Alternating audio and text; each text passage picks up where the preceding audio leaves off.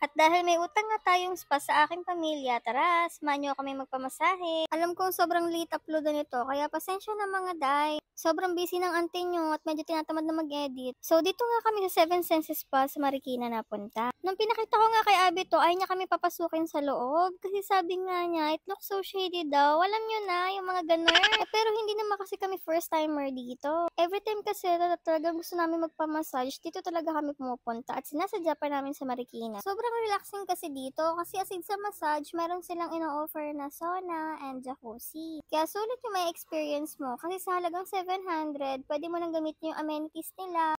Then, makakapagpamassage ka pa. So, after nga namin magbayad sa lobby, dumiretso na rin kami dito para makuha yung keys. And then, para iwan na din namin yung shoes and slippers namin dahil bibigyan nga kayo ng separate slippers dito para pagpasok mo sa loob. Kahit mabasa, okay lang. Tsaka dito na nga din pala kami magse-separate ng family ko kasi bukod ang babae sa lalaki. So sila Raprap at Daddy nga ang magkasama, then kami nga ni Mother ang magbabanding. Kaya napaka-perfect din nito pagkakasama niyo yung mga friends nyo. Hindi ko siya ma-advise for couples kapag gusto nyong gamitin yung sauna and jacuzzi ng matagal kasi nga magkahiwalay yung room. Hindi kayo magkakasama sa loob. Pero sa massage area naman, pwede kayo magsama. I-request nyo lang na kung pwede kayong same room lang. Hindi nyo na nga pala kailangan magdala ng pamalit dito kasi may binibigay sila for wet area. Kayo na lang yung magpapalit. Nagbibigay din sila ng towel dito, kaya no need na magdala ng kahit ano. So after nga nyan, dito na nga kami sa loob. Pumasok na kami para makapag-start na ng session. Ayan. Ito yung jacuzzi area nila. Kagandahan nga ng mga oras na to, solong-solo namin. O, ayan, si Mother Photo Bomber. Then, habang nandito nga kayo sa jacuzzi area, tatanungin naman kayo kung anong drinks daw yung gusto nyo.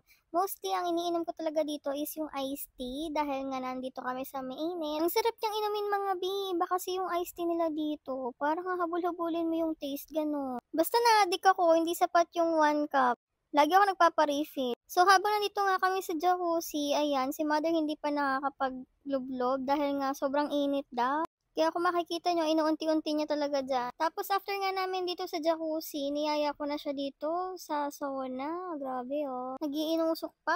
Para kang lulutuin. At tinawag ko na nga siya kasi nga baka mamaya dumating na yung therapist namin. Niyain na kami. So, nagstay nga kami dito mga 15 to 20 minutes siguro. Ayan, basta mapawisan lang.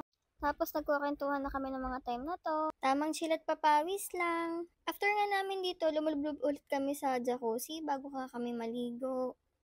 O, diba, hindi naman masyadong halatang favorite na favorite ko yung iced tea nila at nakailang baso talaga ako niyan. Diyos ko. Noong mga oras na to, nag-aantay na lang naman talaga kami na may tatawag sa amin para magbanlaw na din kami. Kaya nagpapalipas lang din kami ng oras dito. At si Mother, tuwan-tuwa nga dun sa kanyang shorts at bumubula nga raw. O, tingnan mo, para daw po.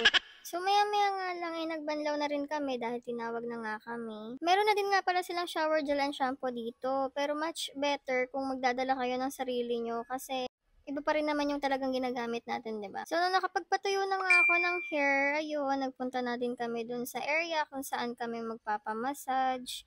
Inassist din kami ng staff dito. Madalas doon na kami sa baba nagpapamassage pero dahil medyo full nga daw doon sa baba, dito kami sa second floor pinaakyat. Separate rooms nga pala kami ni Mother pero magkatabi lang naman yung room namin. Dahil hindi nga daw available yung couples room.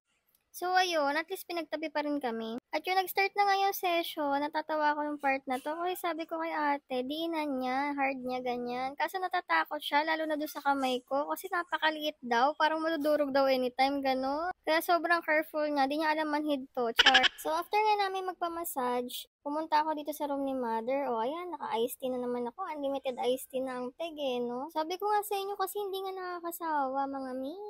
So, after ko magpunas ng hot towel at uminom ng iced tea, ayan, bumaba na rin ako dito sa baba para magpalit ng damit.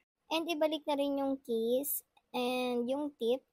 Dito nga pala binabayaran yung tip after nyo mag-check out. And nung hinahanap ko nga sila daddy nung mga time na to, nandun nga pala sila sa cafe. Yung cafe kasi is parang lobby area nila or waiting area, ganon. So, ang tendency, after nga namin magpamassage, doon na talaga kami dumidiretso.